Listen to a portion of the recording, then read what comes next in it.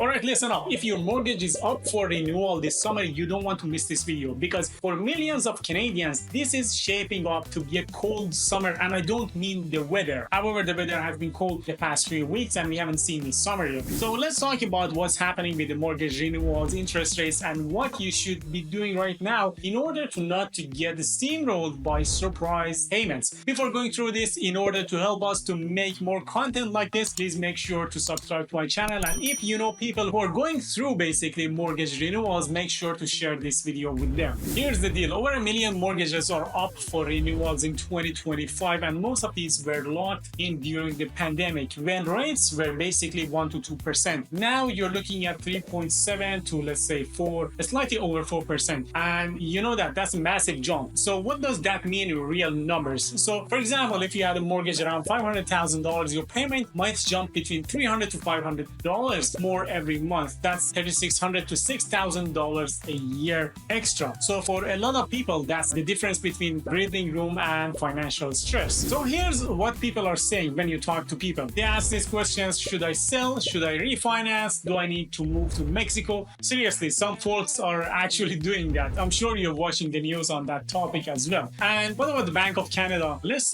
pause for a second and talk about Bank of Canada before going through the rest of the video. They held the rate again, so meaning no cuts. Even though the inflation is slowly coming down, they're playing it safe. So no real relief yet, and everybody's waiting for the next decision in late July. This is where it gets interesting. Some experts are saying that the Bank of Canada is being too cautious, and they're worried a big wave of renewals are going to crash into homeowners this summer, and the central bank is sitting on its hands. Others say no, they can't cut rates too fast, inflation will pump back up. So basically it's a tug of war. But while the economists debate, your payments is still going up. So what do you do? If you are renewing this year, don't wait until the last second. Start shopping around, let's say 3 to 4 months early. Ask for quotes, compare rates, and do whatever you do, but just don't accept the lender's first offer. Also think strategically. So you need to decide about whether you need to go fixed or variable, a 1-year term, 3-year, 5-year, and also can you afford to shorten your amortization? Can you consolidate high interest debt while you're at it or not? This is chess, as they say, not checkers. Now here's the twist when it comes to delinquencies. Mortgage delinquencies still low, but credit card and car loan delinquencies rising fast based on what we see. So people are protecting their homes, but they are drowning in everything else. So if you got a renewal coming, do a full money check.